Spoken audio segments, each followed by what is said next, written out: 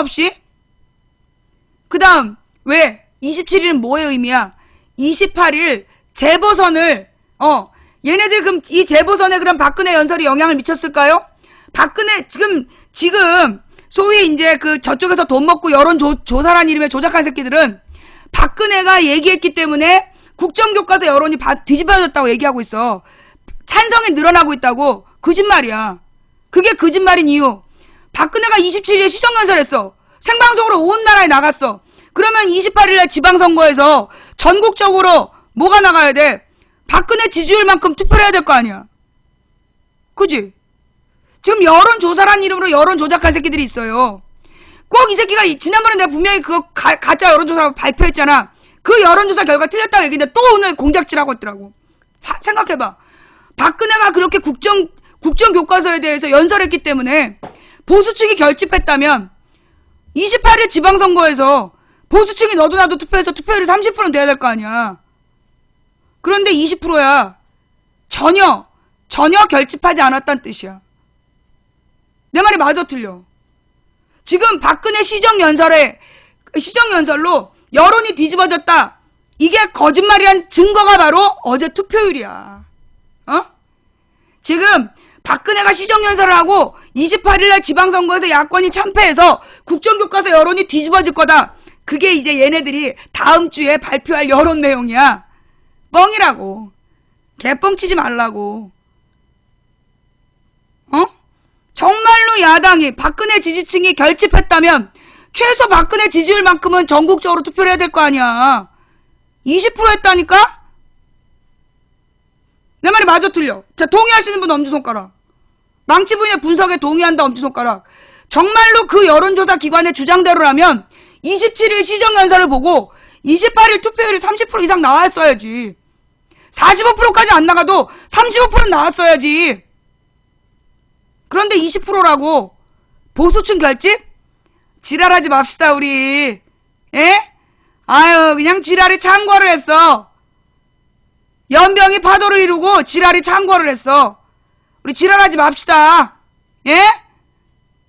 아니 보수층이 결집했으면 28일 재보선에서 35%에서 40% 나와야 될 거 아니야. 뻥까지 말자.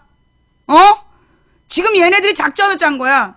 그래서 박근혜 시정연설을 딱 틀어주고 그 다음에 28일날 재보선에서 야권이 참패했다라는 여론을 몰이를 해가지고 그 두 가지 시나리오로 결국 뭘 얘기하는 거야? 국정교과서 찬성 여론이 뒤집어졌다. 뻥까지 말자 우리. 자, 제가 지금 오버하고 있습니까?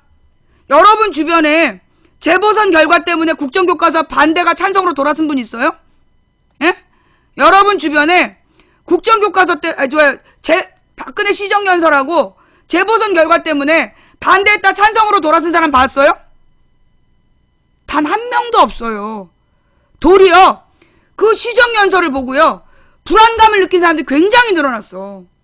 특히 노년층에서, 그러니까 나이든 분들 있잖아. 5, 60대에서 박근혜 시정연설을 보고 굉장히 공포감에 사로잡힌 사람들이 많아. 뭔데? 그분들은 뭘 봤냐? 박정희가 거짓말하는 걸 봤던 사람이야. 정권을 민간에 이양하겠다고 해놓고 이양하지 않고 대통령을 했던 걸 봤던 사람들이라고. 그 5, 60, 70대들이요. 박정희가 쿠데타 일으킨 다음에 처음에 지지를 받았어. 그럼 왜 지지를 받았냐면 혼란을 정리하고 민간에게 권력을 이양하겠다고 해서 지지를 받은 거야. 그런데 지가 대통령이 된 거야. 사람들 쫄았어. 65년도에 정상 수교를 맺으면서 굴욕적인 한일 수교를 한 거야. 그때부터 반대했었다고. 그런데 10년 뒤 유신헌법 다 잡아 죽이고 빨갱이로 몰아가고 그걸 봤던 공포. 그 공포가 막 되살아나는 거야. 5, 60대는 5, 6, 70대가. 예. 그러니까 박정희의 독재를 분명히 느꼈어. 내가 볼 때요. 시정연설을 통해서 국민들이, 그러니까 이제까지 박근혜 지지층에서도 왜 이번 투표율이 20%밖에 안 나왔냐? 박근혜 지지층에서도 박근혜에게서 독재를 느낀 거야. 독재의 기운. 그동안에는 희생자 코스프레였어. 어쨌거나 그래도 박정희 덕분에 우리 먹고 살게 됐는데 에이미도 총 맞아 죽고 애비도 총 맞아 죽어서 불쌍하다. 그렇게 생각해 온 거야. 그런데 이번에 그 박근혜 지지층에서도 공포로 등을 돌리기 시작한 거야. 뭘 봤냐? 박근혜에게서 독재의 기운을 본 거야. 제가 잘못 생각한 거예요? 내가 아는 노인분들이 그래. 이제까지는 박근혜 불쌍하다고 했던 사람들이 그 시정연설을 보고 나서 저 좀 위험한데 그러더라고. 예. 박근혜에게서 완전 지하부진해. 그런 얘기 딱 한마디야. 지하부진해.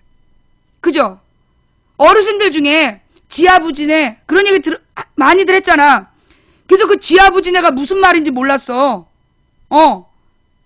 지하부진해. 그 말의 뜻이 자기 아버지의 독재를 따라간다는 거야.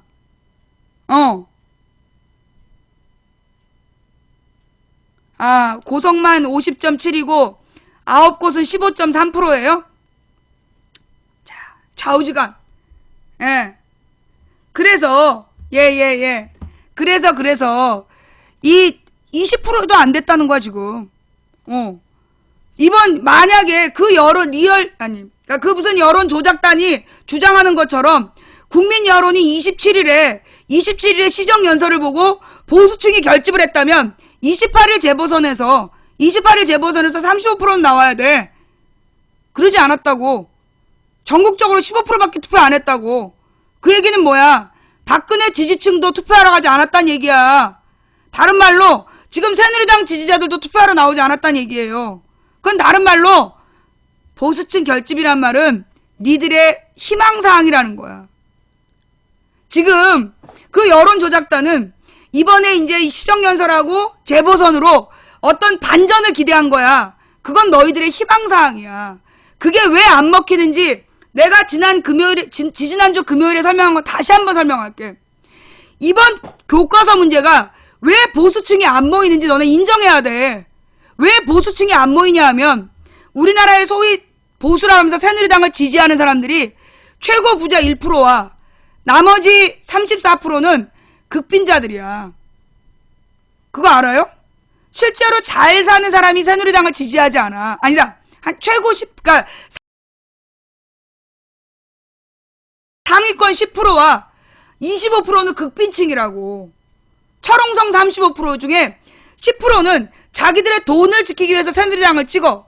그런데 25%는 모르고 찍는 거야. 그런데 그러면서 자기네들은 보수라는 자부심을 갖고 살았어. 자기네들은 보수라는 자부심을 갖고 사는데 이 보수라는 자부심의 가장 근저엔 뭐가 있어? 내가 뭐가 있다 그랬어? 항일. 반일 감정이 보수의 기본 정서야. 우리 국민 내가 보수야라고 생각하는 사람의 99%가 반일 정서를 갖고 있다고. 항일 정서. 내 말이 맞아 틀려? 지금 우리나라에서 자기는 보수다. 나는 우파이고 보수다라고 얘기하는 사람 99%가 자기는 반일이야. 그렇다면 국민 70%가 반일이고, 나머지 30%는 이제 망가면서 일본 문화 좋아하는 사람들이고, 국민 70%의 기본 정서는 항일이에요. 국민 70%가 항일인데, 지금 박근혜가 만드는 교과서가, 그 박근혜가 지지했던 교과서 교학사에서 뭐라 했어? 명성황후를 시해한 그 낭인의 입장이 어땠는지 써봐라. 이런 개소리를 하고 있던 게 들통이 났는데, 그러니까 그 교과서 채택률이 0.11%인 거야.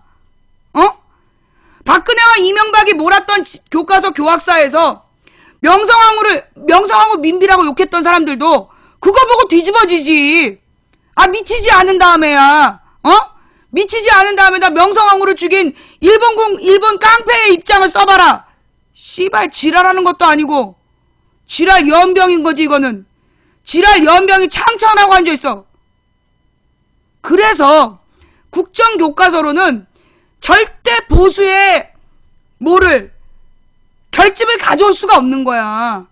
도리어 지가 어떤 일이 벌어지고 있는 줄 알아? 뉴라이트에서도 내분이 일어나. 지금 국정교과서 문제가 왜냐? 뉴라이트들이 주장했던 내용조차도 지금 자기네들의 말을 정반대로 뒤집어야 돼. 예. 지금 뉴라이트 뉴라이트 교수들조차도 익명을 요구하면서 언론에 인터뷰를 했어. 뭐라고? 어쩔 수 없이 국정교과서 지지하지만 옳지 않다. 지금요, 보수층에서 서울대 교수 300몇 명이, 서울대 교수 300몇 명, 그 사람들 보수야. 보수, 왕보수.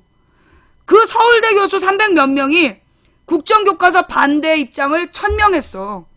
그게 머리면, 그게 우리나라 보수에서는요, 서울대 교수 382명이 반대했다. 그건 뭘 얘기하냐? 보수의 입장이나 마찬가지야. 서울대 교수 350명 이상이 그 국정교과서에 반대한다는 입장을 밝혔다는 얘기는요, 우리나라 보수들이 앞으로 전부 다 반대한다는 얘기야. 그거 되게 중요한, 여러분은 서울대 뭐 별로 중요하지 않잖아. 그렇지 않은 이유가 뭐냐? 우리나라의 보수 세력의 그 상위권 10% 있잖아. 소위 돈 많을 갖고 있는 상위권 10%가 누구의 영향력 하에 있느냐? 서울대 동문의 영향력 하에 있어.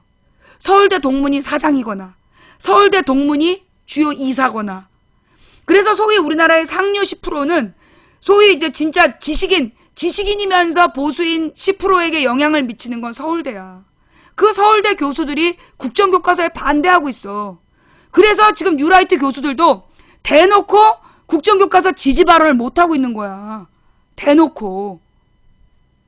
지금 서울대, 연대, 고대, 특히 연대사학과에서 주도해갖고 연대 교수들이 이번에 국정교과서 제일 먼저 반대하고 나왔잖아. 되게 상징적이에요. 그게 또 왜 상징적이냐?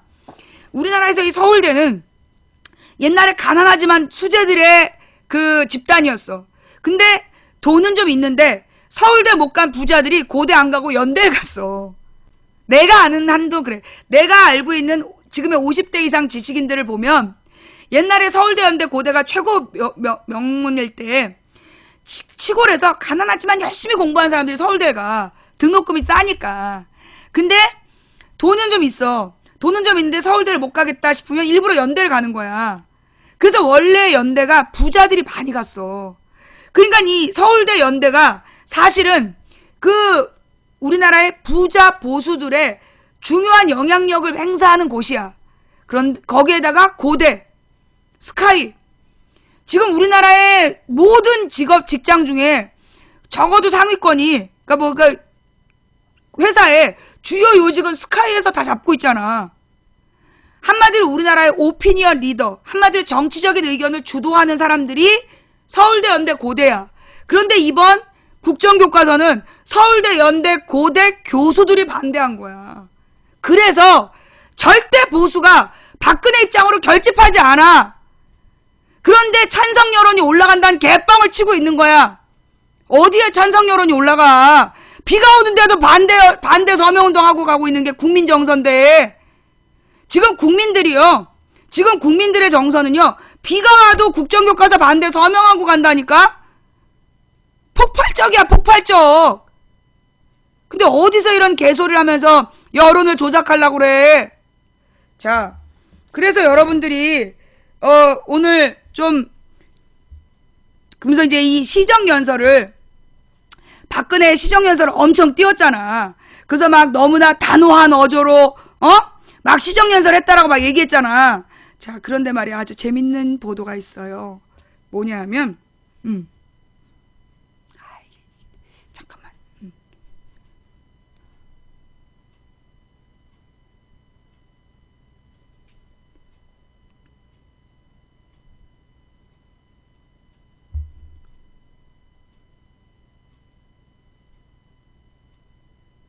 이게 딱 받쳐지질 않네.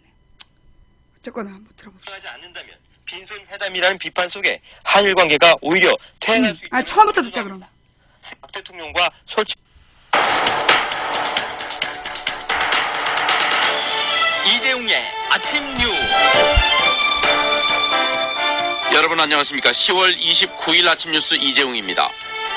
한일 정상회담이 다음 달 2일 3년 반 만에 열립니다. 위안부 문제 등 일본의 역사 인식에선 진전을 기대하기 어려울 전망입니다. 역사 교과서 국정화를 강행하는 박근혜 대통령이 야당 대표 시절엔 정권의 역사 개입 문제를 강하게 비판했던 것으로 나타났습니다. 미국 중앙은행이 이번 달에도 기준금리를 동결했습니다. 그러나 12월 인상 가능성은 열어놨습니다. 서울 광진구에 위치한 건국대 동물생명과학대학에서 원인을 알 수 없는 폐렴 환자가 발생해 보건당국이 역학조사에 내가 볼 때 이건 뭐 별로 중요한 뉴스 아니니까. 17세 이하 축구대표팀이 잠시 뒤 유럽의 강호 벨기에를 상대로 월드컵 8강에 도전합니다. 이상은 이 시간 주요 뉴스입니다. 한일 정상회담이 다음 달 2일 열리는 것으로 확정됐습니다. 하지만 최대 관심사인 일본군 위안부 피해자 문제에선 성과를 내기 어려울 것으로 전망됩니다. 그 흔한 오찬 회동도 없다고 합니다. 김학일 기자의 보도입니다. 왜 만나냐고. 다음 달 2일로 확정된 박 대통령과 아베 일본 총리의 한일 정상회담. 박 대통령 취임 후 처음 열리는 3년 5개월 만의 회담입니다. 두 정상은 북핵 공조 방안과 일본 자위대의 유사시 활동 범위 등 현안에 대해 논의하겠지만 가장 큰 관심사는 일본군 위안부 피해자 문제입니다. 박 대통령도 의미 있는 회담의 조건으로 위안부 문제의 진전을 꼽은 바 있습니다. 그러나 현재로서는 분위기가 그다지 좋아 보이지 않습니다. 청와대 김규현 외교안보 수석입니다. 그 오차는 가지실 계획이 없습니다. 이것은 한일 양국 간에 서로 협의를 해서 일정한 지하부리처럼 또 한일 굴욕회담 하는 별도 거야. 오찬도 없고 공동 기자회견도 없는 속사정이 있을 것이라는 관측입니다. 두 나라는 그동안 의제를 조율하며 위안부 문제의 해법을 놓고 치열한 신경전을 벌였지만 타협점을 찾지 못했습니다. 이 문제에 일본은 그동안 할 만큼 했고 법적 책임을 인정할 수 없다는 입장을 고수한 것으로 전해졌습니다. 결국 회담에서 박 대통령의 해결 촉구에 아베 총리가 어떻게 반응하느냐가 회담의 성패를 좌우하는 관건이 될 전망입니다. 아베 총리도 어제 박 대통령과 솔직하게 의견 교환을 하고 싶다고 밝혔습니다. 아베 총리가 위안부 문제에 보다 진전된 입장을 표명하지 않는다면 빈손 회담이라는 비판 속에 한일 관계가 오히려 퇴행할 수 있다는 우려도 나옵니다. CBS 뉴스 김학일입니다. 자, 지금 박근혜가 그러니까 이벤트를 3개 준비한 거야. 첫째 시정연설, 둘째 재보선 선거에서 야권 참패 여론몰이, 세 번째가 이 아베하고의 연설을 통해서 위안부 문제에 뭔가 진일보를 가져왔다라는 그런 쇼 3가지 이벤트를 준비했어. 그런데 시정연설 전에 그 작전 폈던 거 실패했잖아. 야당 비난으로 몰아가야 되는데 그게 좌절됐어. 그 다음에 오늘 시정연설에 대해서 중요한 얘기가 나와요. 자, 내가 이제 두 번째 이벤트인 재보선 야권 참패에 대해서는 거짓말하지 마라. 너네가 재보선이 어디서 하는지도 알려주지도 않고 정말로 대결하는 걸 보여주지도 않아놓고 어디서 감히 야권 참패란 말 하느냐. 그게 우리의 반론. 자, 이제 시정연설에 대한 부분이야. 들어봐. 국정화의 드라이브를 걸고 있는 박근혜 대통령이 야당 대표 시절 역사를 정권이 재단하려고 해서는 안 된다고 여러 차례 강조했던 것으로 나타났습니다. 보도에 김수영 기자입니다. 박근혜 대통령은 야당 대표 시절이던 2005년 당시 정부가 한일 협정 문서를 공개하면서 박정희 정부 때 일제징용자 피해자들의 청구권이 박탈당했다는 비판이 확산되자 정권의 역사 다루기를 강하게 비판했습니다. 역사에 관한 일은 이제 국민과 역사학자의 판단이라고 생각합니다. 역사학자의 몫이라고 생각하고 어떤 경우든지 역사에 관한 것은 정권이 재단하려고 해서는 안 된다고 생각합니다. 박 대통령의 이런 입장은 신분이 야당 대표에서 대통령으로 바뀌면서 180도 바뀝니다. 역사를 바로잡는 것은 정쟁의 대상이 될 수 없고 되어서도 안 되는 것입니다. 앞으로 올바른 역사 교과서를 통해 분열된 국론을 통합하고 우리 아이들에게 대한민국의 자부심과 정통성을 심어줄 수 있도록 각고의 노력을 다해 나갈 것입니다. 정부가 역사를 다루게 되면 정권 입맛대로 한다는 의심을 받게 되고 정권이 바뀔 때마다 역사를 새로 써야 한다는 얘기가 된다고 말했던 박 대통령. 그러나 박 대통령이 이끄는 현 정부는 다음 달 5일 확정고시를 시작으로 국정교과서 편찬을 본격화합니다. CBS 뉴스 김수영입니다. 다시 한번 들어볼까 우리? 우리 이거 다시 한번 들어보자. 가만있어 봐. 언제 얘기했더라? 45초. 됐다. 안 된다고 여러 차례 강조했던 것으로 나타났습니다. 보도에 김수영 기자입니다.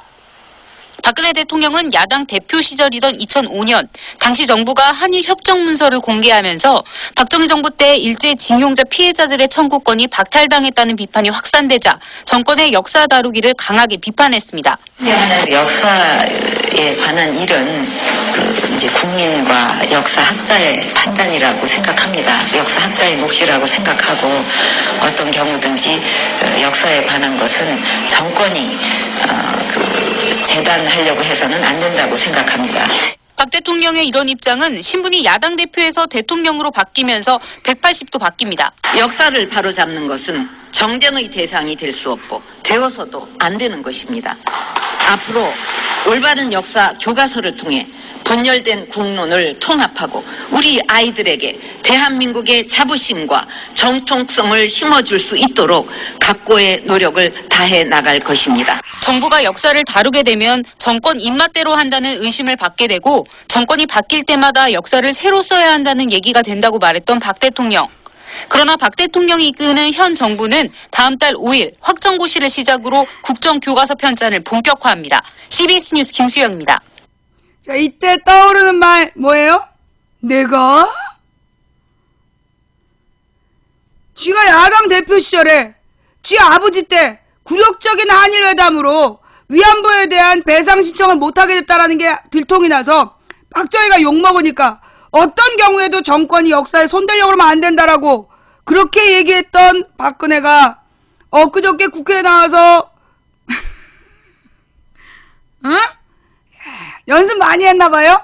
또박또박 읽으려고? 또박또박 읽으려고 연습 많이 했지? 근데 지가 과거에 뭔 얘기했는지 까맣게 잊어버리고. 아휴. 옛날에 뭘 했길래 그렇게 기억력이 깜빡깜빡해. 아니, 애라도 한 3번 낳았으면 애 낳고 바보 됐다 그러지. 엄마들이 애를 많이 낳으면 기억력이 깜빡깜빡 하거든. 근데 애도 안 낳은 여자가 왜 정신이 왔다 갔다 하고 그래. 자, 그러면서 다음 이야기가 또 이어집니다. 일찍이 국정화를 요구한 뉴라이트 진영 일각에서조차 방향이 틀렸다는 목소리가 나오고 있습니다. 이 소식은 김민재 기자가 보도합니다. 정부의 국정교과서 방침의 이론적 틀을 마련한 이들은 서울대 이영훈 안병직 교수로 대표적인 뉴라이트계 학자들입니다. 하지만 논란이 거세지면서 진정한 보수라면 국정화를 반대해야 한다는 목소리가 뉴라이트 일각에서도 나옵니다. 김종호 전 자유기업원 원장입니다. 그렇다고 저는 그 국정이라고 하는 수단은 아니다. 그거는 국정화라고 하는 수단에 반대를 하는 거죠.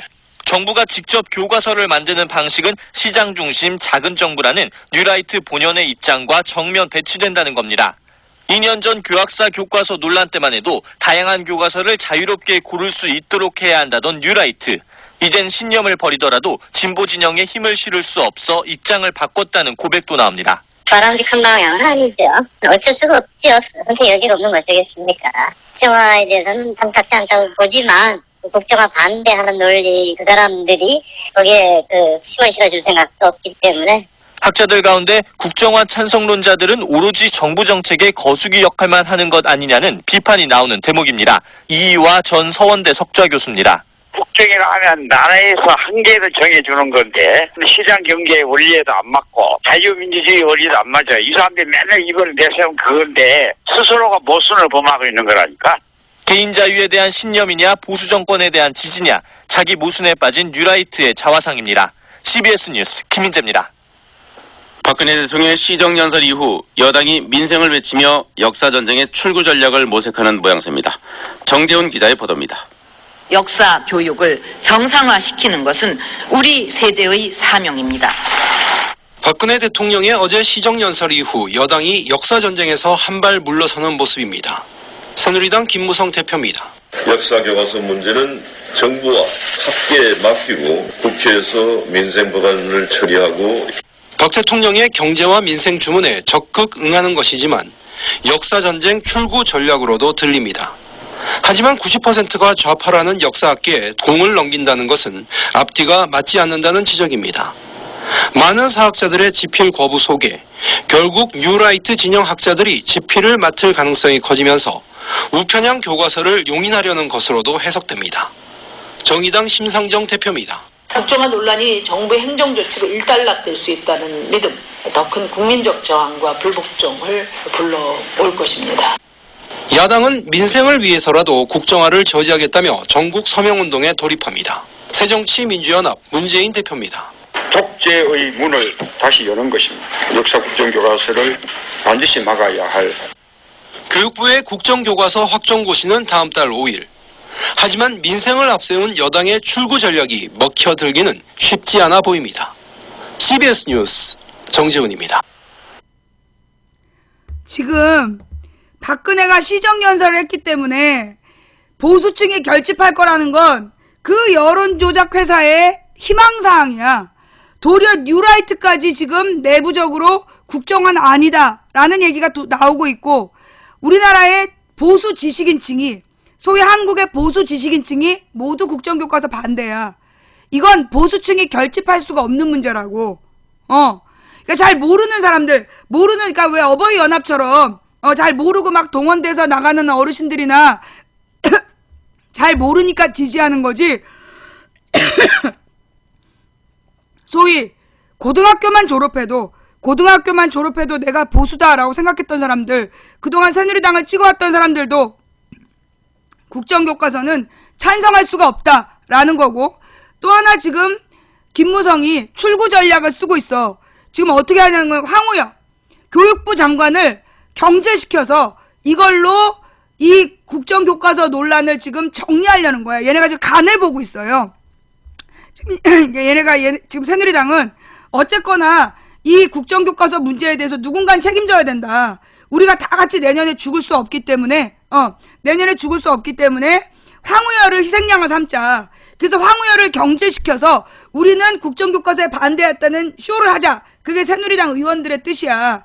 근데 박근혜 입장에서는 만약에 황우여를 경제시킨다면 그거는 국정교과서가 잘못됐다는 걸 인정하는 거거든.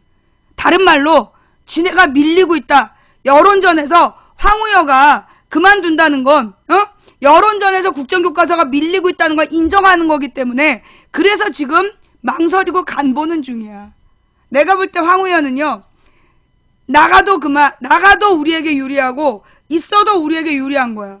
황우여가 있다는 얘기는 국민 여론이 계속 악화될 거란 얘기고, 황우여가 나간다는 얘기는 결국 지네들이 지고 있다는 걸 인정하는 사인이에요. 그지? 이해가 돼요? 무슨 말인지 되게 어려운 말이었어. 지금 새누리당 의원들이, 다시 설명하면 새누리당 의원들은 내년 총선에 나가려면 지금 국정교과서 때문에 분노한 수도권 민심 때문에 뭔가 이렇게 출구 전략이 필요해. 도망을 가야 돼.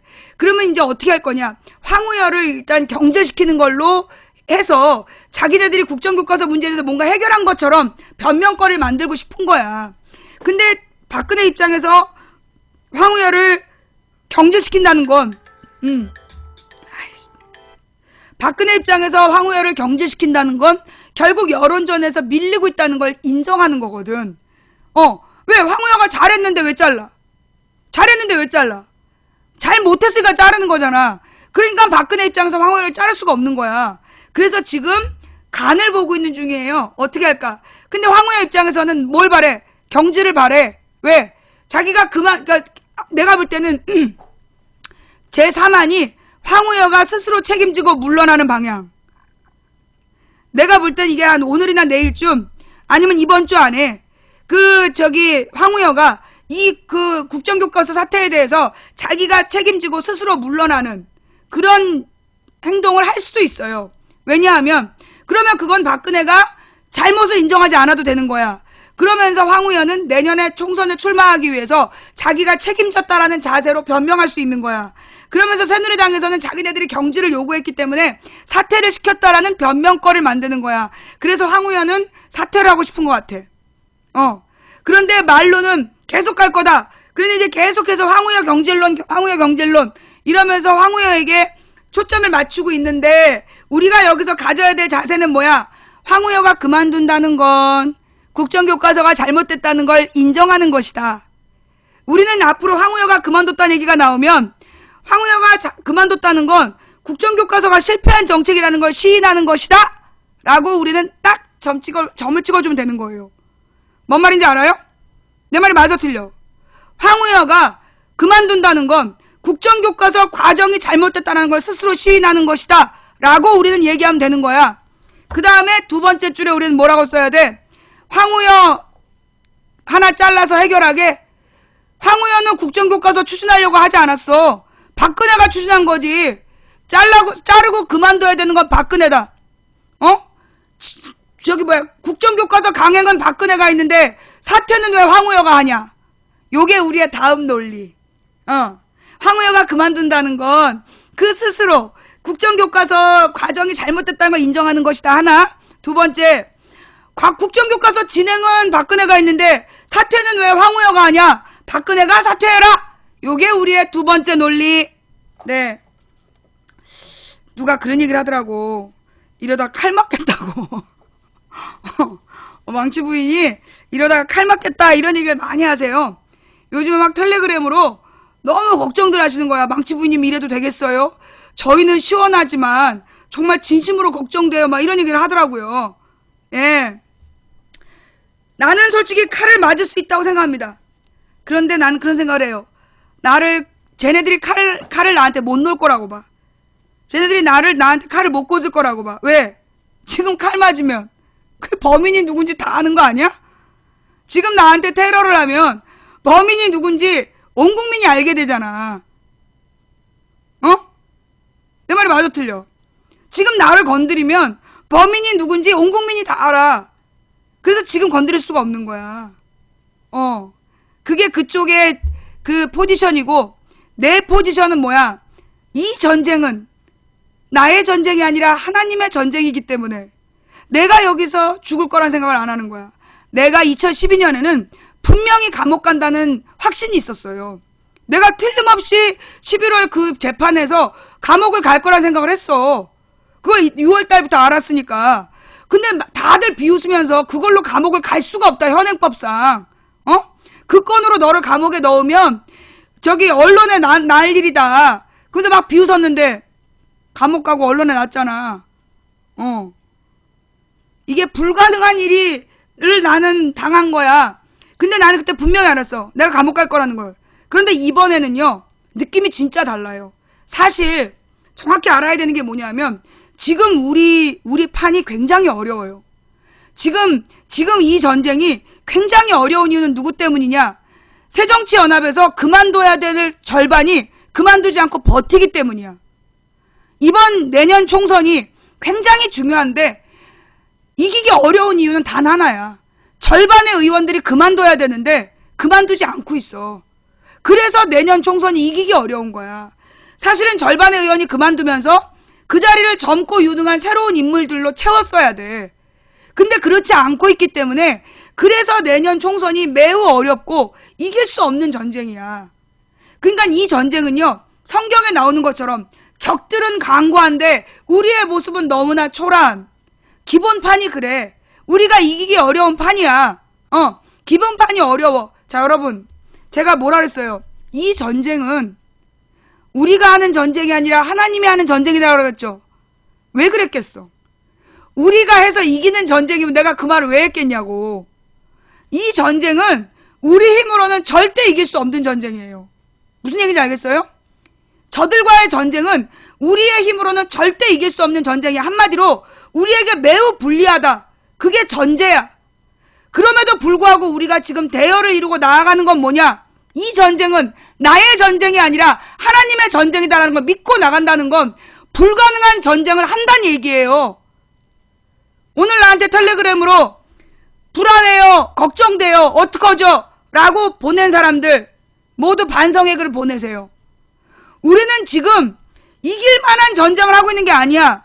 지는 게 99% 확실한 99% 질 것 같은 전쟁을 시작하는 거예요. 그러니까 내가 울면서 이 전쟁은 내가 하는 전쟁이 아니라 하나님의 전쟁이라 그랬잖아. 우리 인간의 손으로는 이길 수가 없어. 그러나 우리 하나님께서 지금 작동하신다는 거야. 작동하시고 망치부인같이 볼품없는 나약한 한 존재를 들어서 메시지를 전하고 계시는 거야. 여러분, 그 시정연설에서 박근혜가 했던 말에 솔직히 귀 눌린 분들 있죠. 솔직히 지금 우리 방 시청자 중에서도 시정연설에서 막 삿대질하면서 표독스럽게 구니까 기가 눌린 사람들이 있어. 어? 솔직히 그치? 두려웠지? 박근혜가 겁났지? 어? 저렇게 삿대질을 하고 저렇게 무섭게 얘기를 하니까 막 겁이 났지? 에이, 채팅하는 사람들은 이왕 목숨 내놓고 한 사람들이고 겁나서 채팅도 못하는 우리 시청자들 중에 다수가 눌렸어. 딱 눌린 거야. 그런데 오늘 이 이재용의 아침 뉴스에서 그녀의 과거를 찾아낸 거야. 10월 27일에 존나 멋있게 막 삿대질하면서 겁을 줬는데 어머 10년 전에는 딴 얘기했네. 그래서 하루아침에 치매 여인으로 만들어버린 거야. 그 27일날 존나 멋있게 연습해가지고 막 확 기를 죽여놨는데 근데 그만 10년 전에 했던 헛소리가 딱 떠오르면서 내가? 이런 기억력이 제로에 가까운 여자라는 게 인증돼 버린 거예요. 그러니 여러분들 두려워하지 마세요. 이게 하나님의 전쟁이 아니면 이 연설을 우리가 어떻게 같이 듣겠어? 이 전쟁이 하나님의 전쟁이 아니면 10년 전 했던 말을 우리가 어떻게 다시 듣겠냐고. 이 얼마나 대단한 얘기야. 자, 솔직히 그 여자의 그 27일 날 연설을 듣고 그 기가 눌리고 저게 진짜 다 죽이는 거 아니야? 두려움에 떨었던 사람들. 오늘 이거 보니까 어때요? 아, 이게 정신이 왔다 갔다 하는구나. 이런 생각 들지? 두려워하지 마. 절대 두려워하지 마. 이건 우리가 두려워할 문제가 아니라 뭐야? 비웃어야 될 문제야. 지가 10년 전에 했던 말하고 10년 뒤에 하는 말이 정반대야. 그런 경우는 첫째, 치매에 걸렸거나 둘째, 기억력이 완전히 바보 수준이거나 아니면 셋째, 완전히 양심에 털이 나서 싸가지가 없거나. 내 말이 맞아 틀려? 1, 2, 3번 다 같기도 하지. 첫째, 치매에 걸렸거나 둘째, 기억력이 제로이거나 셋째, 양심에 털이 나고 싸가지가 없거나. 자기가 했던 말에 대해서 이거는 전국의 여성들 들고 일어나야 돼. 여자라서 이 말했다 저 말했다 그런다고 누가 비판하면 뭐라 그럴 거야? 한 입으로 두 말하는 건 선비의 도리가 아니야. 인간의 도리가 아니고 자기가 말했으면 그 말을 지켜야 될 거 아니야. 숨 쉬는 것 말고 전부 다 거짓말이라서 아무렇지 않게 거짓말한 거야? 야당 대표 시절에는 정권이 역사에 개입하지 마라. 국민과 역사학계에 맡겨라. 왜 대통령이 된다면은 자기가 국정교과서를 좌시하지 않겠다. 뭐하는 짓이야? 치매야? 바보야? 아니면 양심이 없는 거야? 1, 2, 3번 중 어떤 경우도 나는 용서하지 않겠어. 네가 뭔데? 나는 국민 마님이니까. 너는 노비, 나는 마님. 자, 그 다음 중요한 얘기 다 했고요. 지금 시간 1시간밖에 안 남았어. 자, 여기서 이제 진짜 중요한 뉴스로 가야 돼. 진짜 중요한 뉴스로 가야 돼.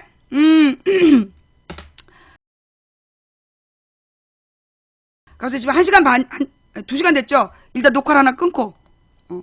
녹화를 하나 끊고.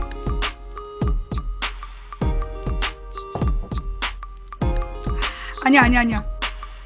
이 노래 하면 또 자기 얘기인 줄 알아. 그 박근혜를 지지하는 모두에게 띄웁니다. 너 그러다 장가 못 간다.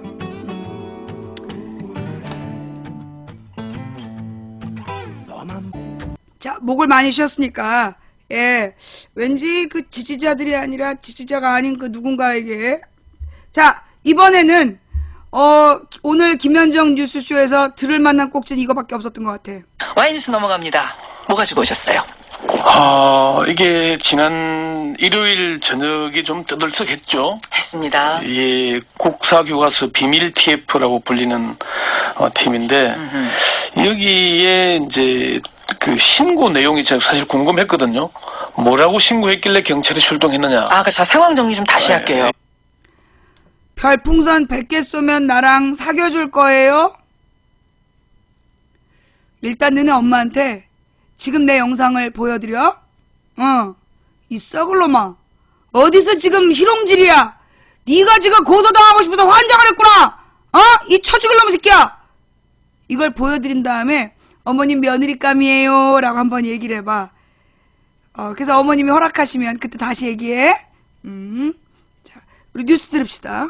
그러니까 야당 의원들한테 뭔가 국사교과서 비밀 TF가 있다라는 제보가 들어오고 네. 야당 의원들이 취재진과 함께 그 건물을 간 거죠. 예, 대학로에 있는 국립국제교육원을 갔죠. 똑똑 문을 열어주세요라고 했더니 오히려 문을 잠그고 불을 끄고 경찰한테 신고를 했어요. 예. 그 신고 녹취록이 나온 거죠. 그렇습니다. 그 공개가 됐는데 그 내용 중에 털리면 큰일 난다 이런 부분이 있어요. 털리면 큰일 난다. 예. 그러니까 이게 지금까지 정부나 교육부 새누리당이 주장하는 대로 감금이었다 이러면은 우리가 이 외부 사람들에서 갇혔으니까 빨리 구해 주시오 이런 신고가 돼야 되는데 이것이 틀리면 큰일 난다.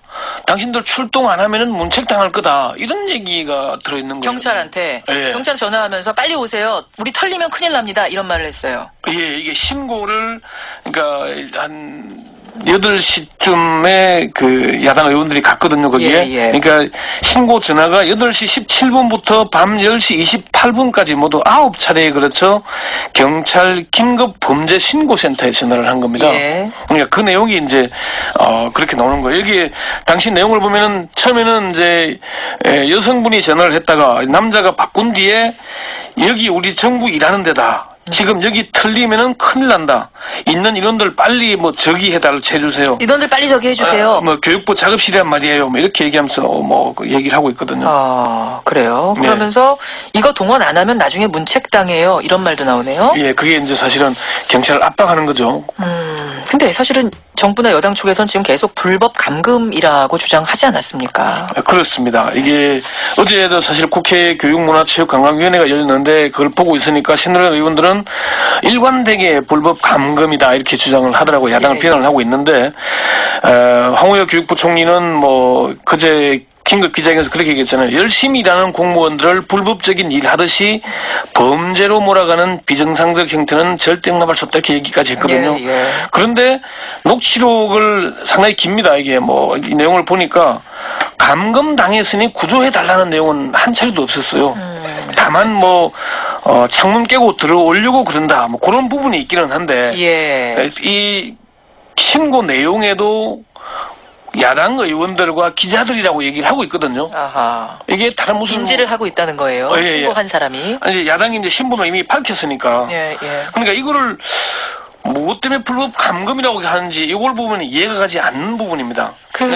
또 하나는요. TF 관계자들이 나올 때 모습을 보니까 이제 카메라에 담긴 모습을 보니까 다 얼굴을 가리고 있어요. 네네. 네, 이건 어떻게 봐야 됩니까? 그러니까 여기 틀리면은 큰일 난다고 얘기를 하더니까 밖으로 나올 때는 또 얼굴을 가렸어요. 좀 스스로 뭔가 좀 당당하지 못하다는 걸 그런 느낌을 주지 않습니까? 글쎄, 당당해도 얼굴을 부끄러워서 가릴 수는 있어요. 그게 이제 수줍어서. 물론 얼굴을 가린 사진 나오는 게 이제 여성 사진이니까, 여자들이 그렇게 가릴 수도 있을 텐데, 야당 국회의원들이 배를 누리고 직원들이 나오니까 국회의원이라고 신분을 밝혔지 않습니까? 그렇죠. 그러면은 해당 책임자가 나와서 설명을 하거나 해명을 하면 되는 일 아니겠습니까? 이거 우리 이런 일 하는 곳이다. 당신들 왜 왔냐? 아니, 정상적인 절차를 밟아서 와라. 이렇게 하면 되는 거잖아요.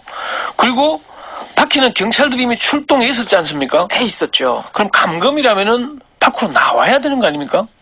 이게 감금 상태였다면 경찰이 출동해서 문 열어주면 나와야 됐다 이 말인 거죠? 아니 그러니까 무슨 감금이라는 것은 위력을 동원해서 나오지 못하게 막고 있다는 거잖아요. 그럼 경찰이 왔으면 그 사람들이 나오면 되는 거잖아요.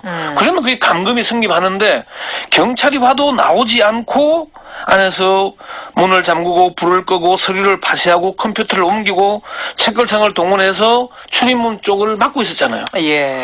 이거는 뭔가 좀 당당하지 못하다. 그런 얘기 들었습니다. 김현정 혹시 그 문 잠그고 얼굴 가리는 그 모습 보면서 생각나는 거 없었습니까? 글쎄요, 많은 분들이 그 국정원 댓글 여직원 사건 때 생각난다 이런 얘기들 하잖아요. 사실 판박이 같죠. 당시도 딱 그렇거든요. 이게 대선을 8일 앞둔 2012년 12월 11일인데 당시에 민주통합당 의원 4명과 보좌관 당직자들이 취재기자들과 함께 서울 역삼동의 한 오피스텔을 급습을 했죠. 거기에 이른바 국정원 요원 김하영 씨의 오피스텔이었습니다.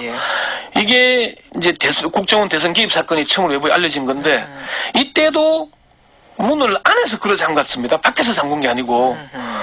그리고 신고를 받고 경찰과 선관위 직원들이 현장에 도착했잖아요. 예. 그럼 국정원이 주장하는 대로 감금이었으면은 이제 나오면 되는 거 아니겠습니까? 그렇죠. 그런데 나오지 않고 방 안에서 삭제 프로그램을 이용해서 컴퓨터의 사용 정보를 싹 지웠죠. 예, 예. 두 사건의 진행 과정이 너무나 닮은 겁니다. 불법이라고 단정하기는 어렵겠지만 석연치 않은 일을 하고 있었고 야당이 제보를 받아서 기습 방문을 하고 그러면은 문을 잠그고 경찰을 불러서 야당을 저지합니다. 그리고 방 안에서는 증거를 인멸하는 일들을 하고 있는 겁니다. 이게 뭔가 당당하지 못한 것이지 정말 이해가 가지 않는 그런 부분들입니다. 그런데 제일 중요한 것은 예. 이런 일이 일어나고 난 다음에는 반드시 야당을 공격하기 시작하는 겁니다. 불법 감금이요 공무집행 방해라고 얘기를 하는 겁니다. 오히려 역풍이 분다는 거죠. 그렇죠. 이게 역공격. 적반하장인 거죠. 어떻게 보면 우리 속담에 그런 말 있지 않습니까? 똥 싼 놈이 방귀 낀 놈을 오히려 나무란다 그런 표현이 있잖아요. 아니, 속담이 있습니다. 예, 그런 속담이 그러니까 있어요. 큰 잘못은 분명히 불법적인 행위를 하는 것 같은 여기에 있는데 아하. 야당의 작은 부분을 가지고 정쟁을 벌이면은 본질은 묻혀버리잖아요. 아니 근데 새누리당 의원하고 저도 뭐 인터뷰했습니다만 너무 당황해서 갑자기 밤에 들이닥치니까 이게 뭐가 잘못된 건가? 아유 겁나고 당황해서 문을 잠궜다. 아니 물론 뭐 처음에는 당황해서 처음에는 당황했을 수도 있죠. 예. 그런데 당황한 사람들이 19시간이나 버티면서 서류를 파쇄하고 외부에서 들어오지 못하게 막고 그렇게 하는 겁니까? 당황해서 처음엔 잠궜을 수도 있겠다. 예. 그래 처음에 경찰 부를 수도 있겠다. 하지만 경찰들이 왔고 뭔가 안전이 확보가 됐으면 그때는 문을 열었어야 되지 않느냐. 신고를 했고 그리고 신분을 밝혔잖아요. 그러면은 나와야 상식적으로 맞는 거 아니겠습니까? 그 부분이 그러네요. 그러니까 당황했다는 것은 초기에 사람이 당황할 수 있죠. 갑자기 또 옥치면은. 문 잠글 수도 있죠. 그런데 신고 전화의 녹취록을 봐도 이 TF 관계자들이 얼마큼 당황했는가를 알 수가 있는 것이고요. 그 부분이 도대체 이해가 안 가는 부분 아니겠습니까? 예. 그 TF 녹취록 중에 조금 더 소개해 주실 거 있을까요? 혹시 못 보신 분들도 좀 계실지 모르겠는데. 이게 이미 이제 다 알려지고 있는 내용들이니까 내용들 보면은 그런 당황하는 게 있습니다. 처음에는 국제교육원의 명칭과 주소조차 제대로 말하지 못하고 국제해관 기숙사라 그랬다가 또 기자와 국회의원이 침입하려고 한다. 또 경찰이 언제쯤 오냐. 20명이나 아닌데 2명으로 모자란다. 더 보내달라. 이런 얘기들 하고 있는 거거든요. 그러니까 당황했다는 것도 좀 사실 이해하기 어려운 부분이긴 합니다. 알겠습니다. 요즘 국정화 반대하면 대한민국 국민이 아니다. 이런 말도 나오더라고요. 예, 사실 이정현 의원 얘기인가요? 그렇습니다. 박근혜 대통령의 복심으로 불리우던 사람 아닙니까? 이정현 의원이 26일 날 당 최고위원회에서 올바른 교과서 만들자는 취지에 반대한 국민은 대한민국 국민 아니라고 말하고 싶다.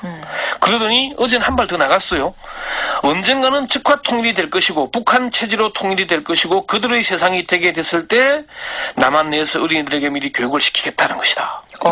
이게 무슨 즉화 통일 대비용이다 이렇게 얘기를 했고 검정교과서 지금 체제로 하면 그런데 한석관 신문은 북한이 최근 역사교과서 국정화 논란과 관련해 친북단체의 반정부 총력 투쟁을 선동하는 지령문을 보냈다는 얘기가 됐거든요. 그러니까 국정교과서 반대하면 대한민국 국민이 아니고 또 즉화 통일에 대비하기 위한 것이고 북한의 지령이다. 김현정이가 지금 우리가 몇 년도에 살고 있죠? 2015년이요. 2015년 맞습니까? 전 아무래도 지금 1970년대를 사는 게 아닌가 그런 생각이 듭니다. 권영철의 와인뉴스 권영철 기자 수고하셨습니다. 네. 역시 권영철 기자. 자, 어때요? 예. 여기 털리면 큰일 난다.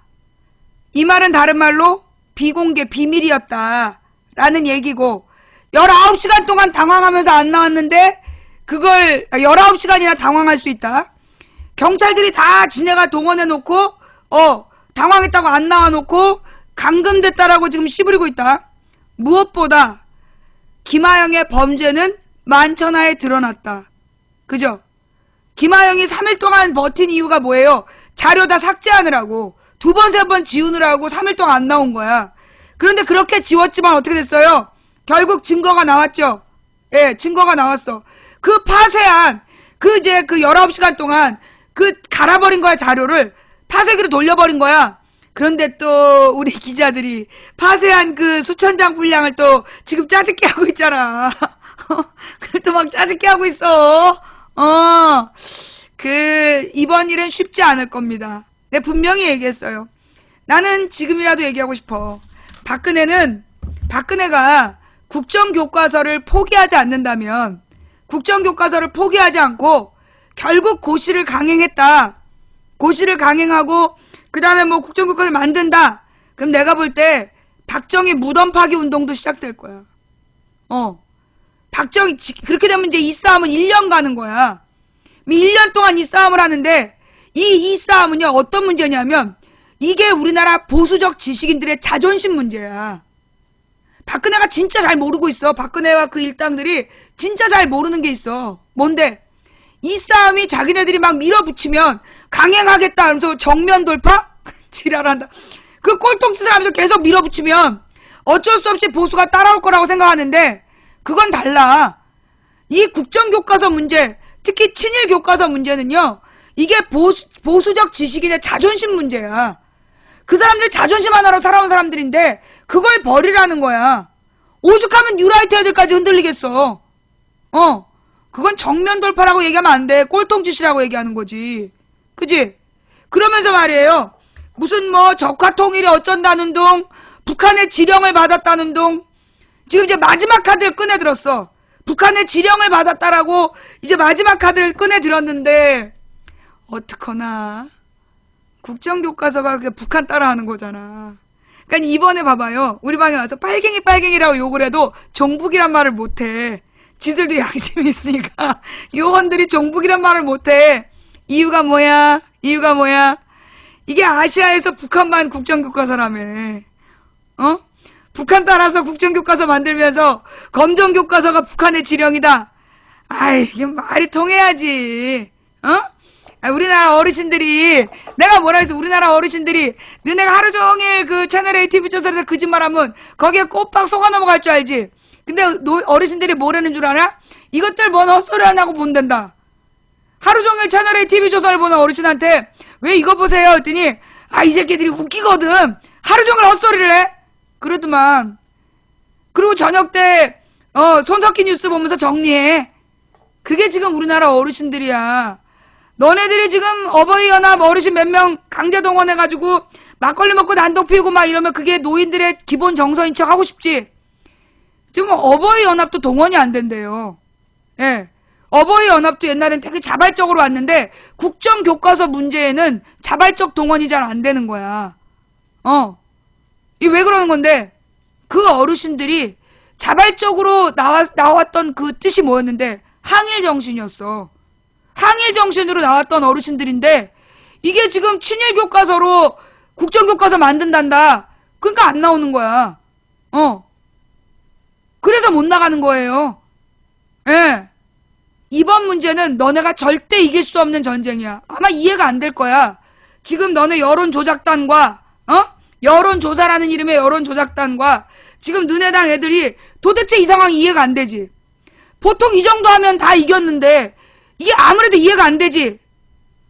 그게 너희들과 나의 국민 정신의 차이야. 너희들의 국가는 일본이고 우리의 국가는 한반도이기 때문이야. 우리의 한반도의 정신은 너희들처럼 그 일본을 미화하는 식민지를 미화하는 그런 짓거리를 받아들이지 않아. 너네는 돈에 눈이 어두워서 일본 제국을 섬기는 일에 충성을 맹세하고 있지만 우리 국민 99%는 용납할 수 없어. 그러면서 지금 말이에요. 카톡으로 뭐 야당 정치인 누구 아버지는 뭘 했다, 누구 아버지는 뭐 했다 이런 얘기를 막 퍼서 돌리고 있어요. 그죠? 대부분이 어쩔 수 없이 한 일이야. 그런데 김무성 아버지 어떻게 했어요? 자기가 앞장서서 어쩔 수 없이 일제시대 때 교사하거나 어쩔 수 없이 일제시대 때 공무원 했던 사람들, 뭐 면석이 했던 사람들, 그런 사람들까지 다 친일파라고 싸잡아서 비난하면서 물타기를 해. 이게 2004년에 했던 짓이에요. 2004년에 친일 반민족 행위자 처벌, 친일 반민족 행위자 재산 환수법을 만들려고 그럴 때 그때 반대했던 게 뭐였냐면 누구 아버지가 다 부자였다고 얘기를 하는 거야. 친일파냐 아니냐를 가르는 기준이 뭐냐면 자발적으로 적극적으로 반복적으로 일본에게 충성하는 맹세를 하고 했던 사람들이 우리가 친일파라고 그래요. 근데 난 이거에다가 하나 더 들어가야 된다고 생각해. 뭔데? 그래서 부자가 된 것들. 자발적이고 반복적이고 자주적으로 일제에 찬양하고 충성을 맹세해서 그래서 부자가 된 것들. 그들이 친일파야. 지금 명단에 나온 사람들 누가 부자야? 거기다 대부분 허위사실이지. 아주 악의적으로 날조한 거지. 특히 그중에 우리 김근태 의원에 대해서 명백한 허위사실을 썼더라. 여러분 제보를 받습니다. 여러분에게 카톡으로 김근태 의원의 새 친형이 월북했다라는 카톡 보낸 사람 전화번호 알려주세요. 제가 고발할 겁니다. 명백한 허위사실입니다. 새 친형이 나이 차이가 많이 나. 한국전쟁 때 실종됐어. 그걸 월북이라고 신동아에서 기사를 썼어. 근데 그게 허위사실이라는 게 밝혀졌어. 그런데 그 내용을 계속해서 카톡으로 쓰고 있는 거 아니야? 그 내용 쓴 전화번호 저한테 보내주세요. 고발 대상으로 쓸 테니까. 예. 카톡으로 지금 김근태 의원의 새 형이 월북했다라고 쓴 카톡 돌린 사람들 전화번호 저한테 보내주세요. 제가 전화번호만 가지고, 그리고 카톡 프로필, 그러니까 카톡에 그 사람이 보냈다라는 거 캡처하시고 보낸 사람 전화번호 보내주세요. 예. 다 고발할 거야! 각오들 해! 자, 그 다음, 이 지금 국정교과서에 대해서요, 국정화 지지선언을 한 105인 교수가 있었대. 그런데 알고 보니까 이것도 교육부 직원들한테 강제로 아는 교수들 동원시켜갖고 50명을 강제 동원을 해서 그 국정화 지지 선언을 했대. 근데 그 선언 어쩔 수 없이 명단을 올려놓고 어떤 사람들 반대를 한 거야. 안 된다. 내 이름 올리지 마라. 그래서 못 올렸는데 그 사람들 꼬발린 거야. 교육부에서 이거 강제로 동의해달라 그랬다. 그래서 사실 들통이 났어. 그 다음 두 번째 무슨 지지선언을 준비했대요. 100명을. 근데 모든 교수가 반대해갖고 모든 교수가 거부해서 두 번째 지지선언이 못 나왔대. 이게 지금 박근혜 정부가 처한 상황이야. 너네 이리 가도 저리 가도 대책 없어. 빠져나갈 구멍이 없어. 국정교과서는 너네 무덤이라니까? 이걸로 내가 그랬잖아. 내가 이제까지 예언한 거 몇 개 맞췄어. 내가 옛날에 이 90년대에 그 한총련 때문에 학생운동 망할 거다 예언했지. 그 다음에 2008년에 큰 불이 날 것 같다. 그리고 나서 용산 참사 일어났지. 그 다음에 그 통진당 만들 때 민노당의 조직이 다 드러날 것이고 이정희가 첫 번째 희생자가 될 것이다. 그것도 내가 예언한 대로 됐지. 문재인이 대통령 되지 않을 거다. 그런 얘기도 했지. 2012년 총선에서 야당이 과반수 못할 거다. 이제까지 내가 예언했고 그대로 된 얘기가 너무 많잖아. 내가 분명히 얘기하는데 이번 국정교과서가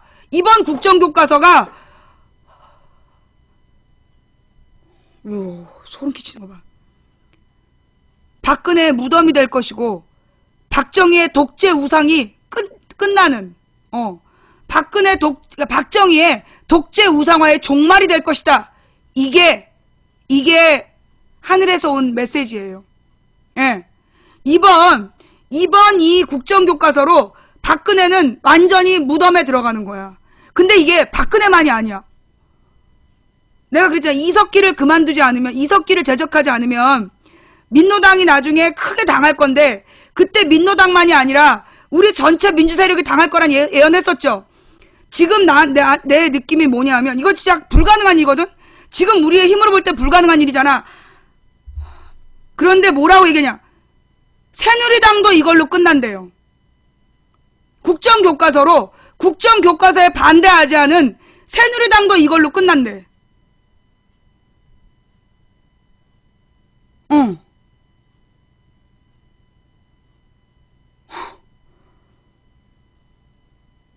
이 소름 끼치는 거 봐봐. 보여요? 소름 끼치는 거? 여러분, 내가 아까 뭐라 했어요?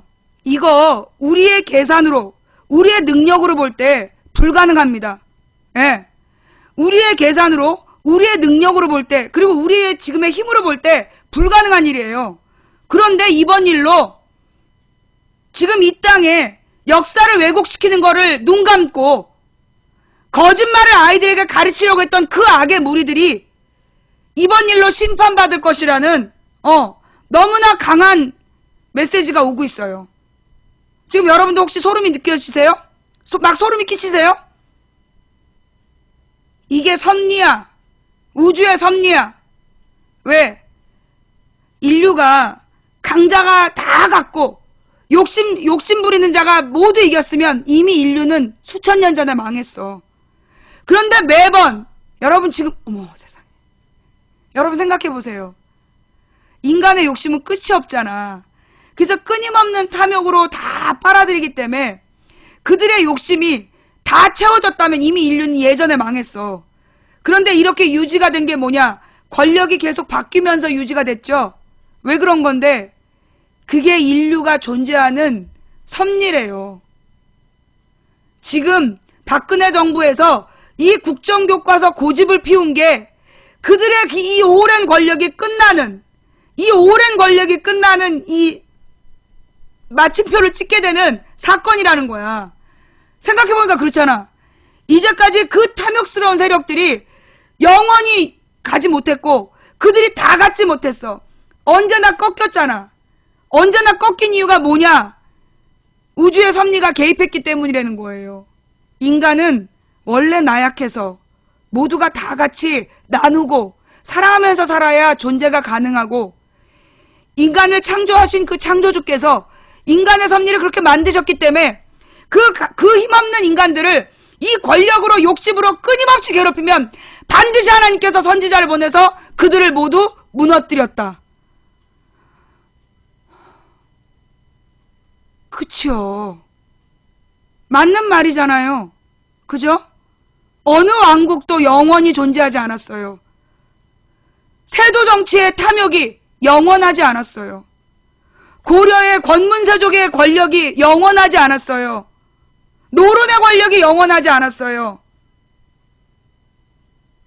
그 매 시기마다 전두환의 권력이 영원하지 않았고 박정희의 권력이 영원하지 않았고 이승만의 권력이 영원하지 않았던 이유가 매 시기에 개입하셨던 하나님의 우주를 창조하신 창조주의 개입이었다. 지금 그분이 개입하신다. 이번 일에 개입하신다. 이번 일에 하나님께서 개입하신다. 합리적으로 말하세요? 과학적으로 얘기하세요? 과학이 뭔데요? 과학이 어디서 왔는데요? 서양 과학, 동양 과학에 못 따라갑니다. 그거 아세요? 서양 과학의 역사가 고작 200년도 안 되는 거. 뭐가 합리적인데요? 이성? 이성이 누구에게 있었던 거예요? 인간에게 있는 거죠? 인간의 이성 어디에서 나왔어요? 인간의 본성에서 나오는 거예요. 우주의 섭리가 분명히 있습니다. 우주의 섭리가 수천 년 인간의 역사에 작용해 왔습니다.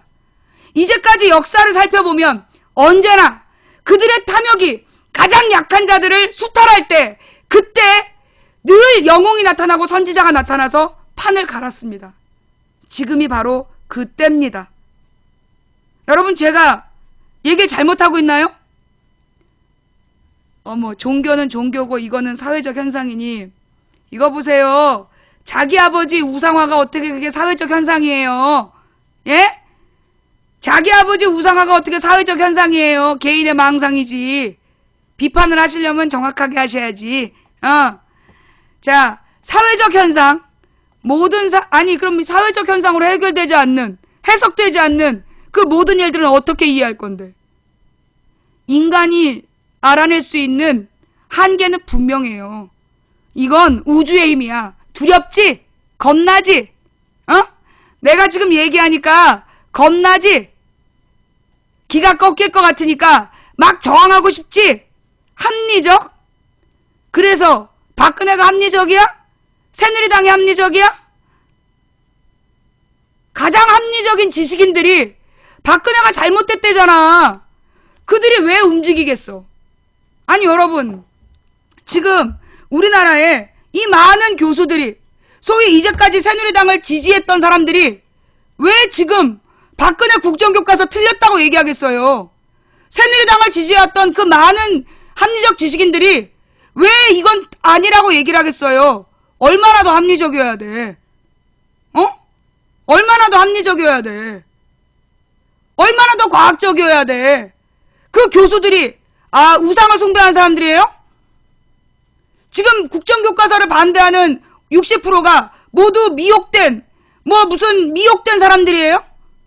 그 사람들 합리적이고 과학적으로 반대하잖아요. 그런데 지금 이 합리적이고 과학적으로 반대하는 국민 여론과 합리적 지식인들에 대해서 박근혜가 지금 삿대질하고 레이저를 쏴가지고 지가 지금 국민들을 찍어 누르려고 장난을 친 거야. 거기에 대해서 하나님이 너 그런 짓 하면 안 된다라고 얘기하시는데 그걸 왜 시비를 걸어? 가서 박근혜한테 가서 합리적이고 과학적으로 행동하라 그래. 여러분, 지금 저의 말을 믿으십니까?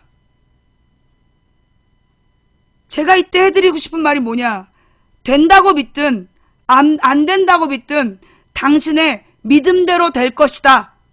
그 말씀을 드립니다. 성경에 보면 그 여리고성이라는 성을 공략하는 얘기가 나와요. 42년 동안 광야에서 살면서 이 유대 민족이 인구도 적고 무기도 없었어. 그런데 그 여리고성이라는 성은 너무나 강고했던 거야. 너무나 강한 성인데 거기를 먹어야 이스라엘 백성이 약속의 땅으로 들어간단 말이야. 근데 그 성이 너무나 견고해. 그러니까 어떻게 했어요? 하나님이 그 여리고성을 도르라고 그래. 그러니까는 북치면서 돌았어. 말도 안 되죠. 합리적이고 과학적이지 않은 그 일을 그들은 믿음으로 했어요. 근데 무슨 일이 벌어진 줄 알아요? 그 내부에서 분열이 일어난 거예요. 나는 지금 그걸 느껴. 뭘 느끼느냐 하면 지금 우리가 대열을 맞추고 서서 이 섭리를 믿고 기다리니까 저들 내부에 내분이 일어나는 거야. 그렇잖아요. 그죠? 지금 새누리당을 지지해왔던 합리적 지식인들이 등 돌렸죠? 심지어 뉴라이트 교수들 내부에서도 내분이 일어나고 있죠? 지금 새누리당 안에서도 지금 두려움이 번지고 있잖아요. 믿음을 가진 자들이 언제나 이겼던 건 뭐야? 그들의 탐욕이 스스로 분열을 가져올 때야. 제 말이 맞아요, 틀려요? 역사적으로 3.1운동을 했던 그 농민들이 뭘 갖고 싸웠어? 태극기 하나를 갖고 싸웠어. 거기에 일본이 겁먹고 통치 방식을 바꿨어. 언제나 우리는 가진 게 없어. 오로지 우리들이 싸웠던 유일한 무기는 뭐야? 우리의 신념이야. 신념이 뭐야? 믿는 마음, 믿는 정신이야. 우리 인간들에게 유일하게 옳은 길, 그 길을 우리는 가고 있다는 우리의 자부심, 이것이 우리의 신념이 되고 그 신념이 우리의 힘이 되는 거야. 내 말이 맞아 틀려? 언제나 우리 약자들이 이길 때 우리는 어떤 무기도 갖지 못했고 어떤 세력도 갖지 못했어. 어떤 조직도 없었어. 그러나 오로지 우리의 신념이, 그 하나의 신념에 모든 사람이 동의할 때 우리는 비로소 힘을 가졌고 우리는 언제나 이겼어. 지금도 마찬가지야. 이번 일은 우리의 신념으로 이기는 문제야. 내가 분명히 얘기하는데 한나라당을 지지했던 사람들이 한나라당에 등을 돌리고 모두 야당을 찍었던 적이 있었어. 그걸 내 눈으로 목격했어. 언제? 2008년 3월. 아니 2004년 3월. 2004년 3월에 한나라당이 탄핵을 했어. 내가 그때 그 탄핵 때문에 촛불을 들러 나갔어. 근데 그 자리에서 어떤 아저씨하고 옆에 앉게 된 거야. 가족을 데리고 나온 아저씨야. 이 아저씨가 뭐라 그러냐?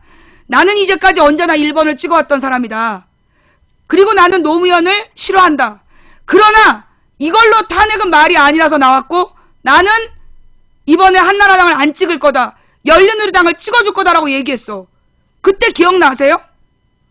2004년 3월 무리하게 한나라당이 노무현 대통령을 탄핵했을 때 한나라당 지지자들까지도 열린우리당을 찍었어요. 그래서 152석이란 기적이 일어났던 거야. 야당이 1대1로 붙어서 그렇게 이긴 적이 없어. 심지어 그때 1대2였어. 한나라당 대 열린우리당, 민노당. 그럼에도 불구하고 152석을 새정연이 먹고 10석을 민노당이 먹었어. 아니 그때 열린우리당이 먹고 10석을 민노당이 먹었어. 그런 기적이 가능했던 이유가 뭔지 알아? 새누리당 지지자들이 이번 문제에 있어서 박근혜와 새누리당에게 등 돌린다는 사인이야. 우리는 자, 제 말이 틀렸어요? 제 말이 거짓말입니까? 허위사실이에요? 2004년에 한나라당 지지자들까지 열린우리당 찍었어. 기억하시는 분? 기억하시는 분? 2004년에 노무현한테 할 수만 있다면 열린우리당을 지지하고 싶다는 말 한마디로 대통령을 탄핵했을 때 한나라당 지지자들까지도 이건 아니다! 라고 열린우리당에 표를 줬어. 역사적 팩트야. 역사적 팩트! 그 일이 지금 반복되는 겁니다. 자, 그러면 문제는 뭐냐? 그럼 우리는 내년 총선 이겼나요? 아니요. 아직 우리는 이겼다라고 얘기할 수 없어요. 왜? 지금 필요한 건 뭐냐 하면 야당에서 절반이 불출마 선언해야 돼. 내가 분명히 얘기하는데 야당이 이길 방법은 단 하나야. 지금 새정치연합 안에서 현역 의원 중에 절반이 불출마해야 돼요. 절반이 불출마해야 돼. 그리고 젊고 새로운 인물들에게 자리를 내줘야 돼. 통진당 출신 데려다가 자리를 줘야 돼. 정의당도 하나가 돼야 돼. 모든 진보 세력이 하나의 당으로 합쳐서 새로운 인물들, 젊은 인물들이 절반, 그리고 그들이 앞에 서서 내년 총선에 나간다면 이길 겁니다. 저는 그렇게 믿어요. 야, 통진당 크크크. 역시 이중대 신병이라고 얘기하는 우리 요원. 우리 요원은 통진당이라는 말에 막 크크크를 날리면서 막 기를 빼고 싶지. 왜? 너 옛날에 작업했잖아. 저기 민주당이랑 한나라당이랑 똑같다라면서 통진당 지지한다고. 그래놓고 이제 와서 통진당 크크크래 왜? 여러분, 지금 야권이 살아남을 수 있는 유일한 방법은 하나의 대오로 뭉치는 거예요. 올해가 가기 전에 야권이 하나로 뭉쳐야 됩니다. 모든 야권이 하나로 뭉쳐서 내년 총선에 출마자 절반 물갈이해야 돼요. 예. 3선 이상 알아서 불출마. 또 한 지역에서 특히 영남에서 2번 이상 떨어졌으면 불출마.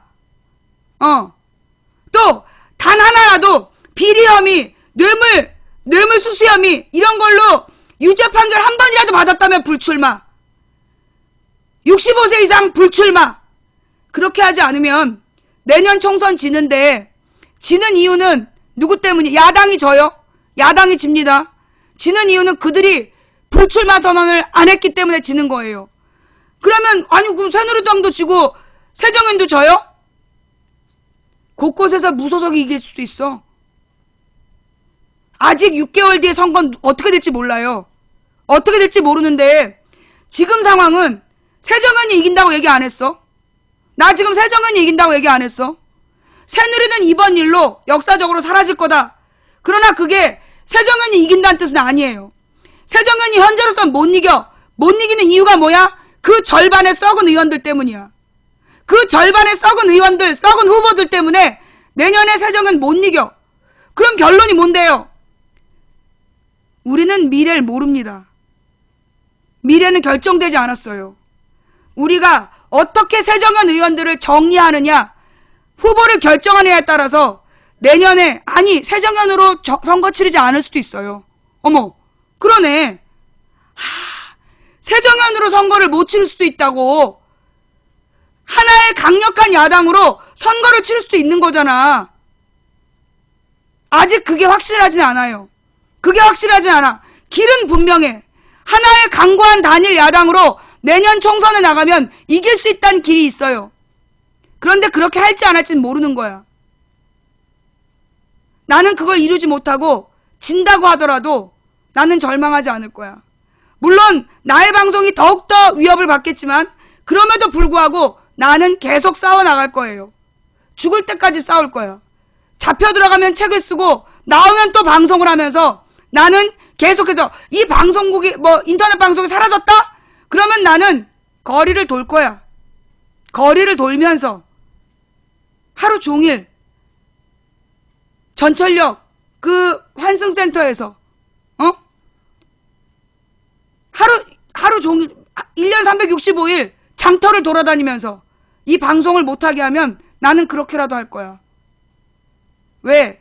하나님께서 내게 주신 사명이 우리 국민을 깨우라는 거야. 우리 국민에게 진실을 바라보게 하라는 그 사명을 나는 죽는 순간까지 할 수밖에 없어. 나를 잡아놓고 싶으면 잡아넣어. 죽이고 싶으면 죽여. 그러나 나를 죽이는 순간 아마 이 땅에 1000명, 10,000명의 망치 부인이 다시 태어날 거야. 마음대로 해. 이 싸움은 망치 부인이 싸우는 게 아니라 하나님이 싸우는 싸움이니까. 이 싸움은 망치 부인이 싸우는 게 아니라 이 세상에 우주의 섭리를 창조하신 분의 싸움이니까. 하나님, 갓, 뭐라고 부르든 상관없어. 부처님, 무슨 신? 세상의 신은 딱 하나야. 뭐라고 부르든 신은 딱 하나야. 그 단 하나의 신께서 이 싸움을 해 나가시는 거야. 이유가 뭔데? 핍박받는 영혼들이 울부짖었기 때문에. 죽어가는 영혼들이 울부짖었기 때문에. 이 상황에서 아무리 노력해도 벗어나지 않을 거라고 생각하면서 자살을 갔던 그 많은 영혼들의 울부짖음을 들으셨기 때문에. 그래서 직접 역사하기로 하신 거다. 나는 말씀을 선포합니다. 이 방송은요, 과학자의 방송이 아니에요. 저는 언제나 제가 믿음을 가지고 방송한 사람이라고 말씀드렸어요. 그러니 이 내용을 가지고 뭐라고 얘기하지 마세요. 나는 개신교 신자이지만 세상의 모든 종교에 대해서 나는 열린 자세를 갖고 있어요. 왜? 진정한 종교라면, 정말 사이비가 아니라면, 진정한 종교인이라면 하나님의 섭리를 깨달을 거라는 걸 믿기 때문에 나는 불교에게도 이슬람에게도 열린 자세를 갖고 있어요.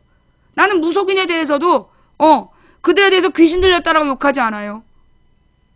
정말로 간절하게 인간을 사랑한다면 그게 하나님 뜻이니까. 여러분, 개신교 신자들은 또 이럴 또 시험에 걸릴 수가 있어요. 하나님의 뜻이 뭘까요? 너희는 서로 사랑하라. 얼만큼이요? 너의 원수를 위해 죽을 만큼. 그게 하나님의 뜻이에요. 뭐요? 개신교 신자 여러분, 교회가 세운 규칙들에 매이지 마세요. 하나님의 본 뜻이 뭐냐 하면요, 너희는 서로 사랑하라. 얼만큼이요? 원수를 위해 네 목숨을 내놓을 만큼 사랑하라. 언제 그런 말 했는데요? 너희들은 모두 저마다 자기 십자가를 지고 나를 따라라 라고 예수님께서 말씀하셨어요. 그죠? 자, 오늘 방송은 여기까지 할게요. 예, 오늘 방송 12시부터 시작해서 지금 2시간 반 달려왔는데요. 예, 여러분 지금 오신 분들, 엄마 무슨 일이에요? 망치 부인이 왜 지금 가려고 그러는 건데요? 뭐 이러신 분들 계세요. 예, 죄송하지만 제가 이제 오늘 우리 조카가 목사 안수를 받는 날이라 무슨 사이비 종교에서 받는 게 아니에요. 예, 사이비 종교에서 받는 거 아니고 장신대 졸업하고 다 이 합리적인 신학을 공부한, 예, 그 정통 신학 공부하고 지금 우리 조카가 목사 안수를 받아요. 물론 그 조카하고 나하고 그 종교의 관이 똑같은 건 아니야. 그러나 우리 조카가, 저는 소망을 갖고 있어요. 조카에게. 우리 조카가 정말 우리 국민에게, 아니 이 땅 지구상에 하나님의 온전한 뜻을 전하는 이 설교자가 되기를 소망하고 있어요. 그 소망을 위해서 저는 오늘 기도하러 갑니다. 예, 자, 그렇게 이해해 주시고요. 가만히 있어보자. 지금 방송 리스트, 자, 지금 망치부인 방송이 좀, 중계방송이 여러 개가 생겼는데, 자, 오늘 망치부인의 방송 내용은 뭐였느냐 하면요, 재보선의 의미, 그 다음에 재보선에 대한 해석, 예, 재보선의 의미와 해석에 대한 내용이 이 첫 번째 부분이었고요. 두 번째로는 지금 이번에 나타나는 지금 이 국정교과서 관련된 뉴스에 대한 내용이에요. 그래서 고마워요, 망법. 근데 그런 얘기 자꾸 반복적으로 도배하면 강퇴야. 그래서 요 두 가지 내용. 지금, 그리고 이제 세 가지지.